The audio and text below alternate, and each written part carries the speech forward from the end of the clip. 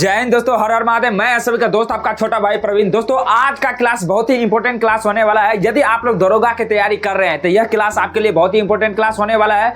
Channel पर पहली बार visit किए हैं तो इस चैनल को आप लोग सब्सक्राइब करके जरूर रखिएगा, ठीक है, क्योंकि आने वाला जो क्लास होगा बहुत ही इंपॉर्टेंट क्लास होगा। सारा कंटेंट यहाँ पर आपके एग्जाम के व्यू से तैयार किया जाता है, ठीक है। तो आइए बिना देर के इस क्लास को हम लोग स्टार्ट करते हैं। आज हम पढ़ेंगे अवध के बारे में, ठीक है। आइए शुरू करते हैं। देखिए यहाँ पर लिखा है अवध, ठीक है। देखिए कर्मनाशा नदी से कनौज तक का क्षेत्र अवध कहलाता है। कर्मनाशा नदी से कनौज तक का क्षेत्र क्या कहलाता है मित्र? तो अवध कहलाता है, ठीक है। उसके बाद लिखा है मुगल बादशाह अकबर ने अपने अवध को सूबा बनाया।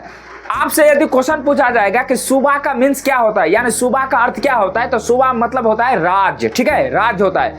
इसके बाद देखिए मुगल बादशाह मोहम्मद शाह ने अवध का सूबेदार सआदत खां को बनाया। फिर से देख लेते हैं, मुगल बादशाह मोहम्मद शाह ने अवध का सूबेदार किसको बनाया? तो ये सआदत खां को बनाया, ठीक है। उसके बाद लिखा है पहला, देखिए सआदत खां के बारे में हम लोग पढ़ लेते हैं। सआदत खां 1724 में इसने अवध का स्वतंत्र शासक घोषित किया।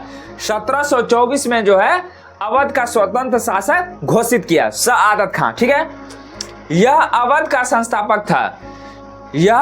संस्थापक था सआदत खां।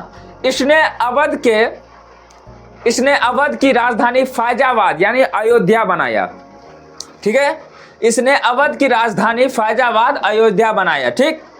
1739 में नादिर शाह, देखिए फिर से देखिए 1739 में नादिर शाह के आक्रमण के समय इसकी मृत्यु हो गई।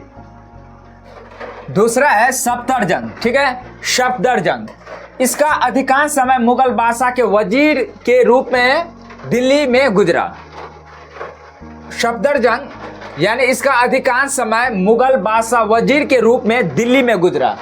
उसके बाद डबल स्टार लिखा है शुजाउद्दौला 1754-1775, ठीक है। देखिए शुजाउद्दौला के पिता का नाम क्या है? तो सफदरजंग, ठीक है। क्वेश्चन पूछा जाएगा कि शुजाउद्दौला के पिता का क्या नाम है? तो सफदरजंग, ठीक। उसके बाद देखिए मुगल बादशाह शाह आलम द्वितीय, ठीक है, मुगल बादशाह शाह आलम द्वितीय को इसने अवध में शरण दिया, ठीक है।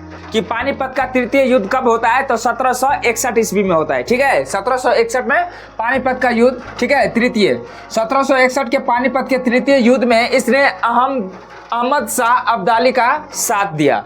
उसके बाद लिखा है 1764 में बक्सर का युद्ध होता है, ठीक है। ये भी क्वेश्चन आपसे पूछा जाएगा कि बक्सर का युद्ध कितने ईस्वी में होता है? तो 1764 ईस्वी में होता है, ठीक है। 1764 में बक्सर के युद्ध में यह भाग लिया। किसने?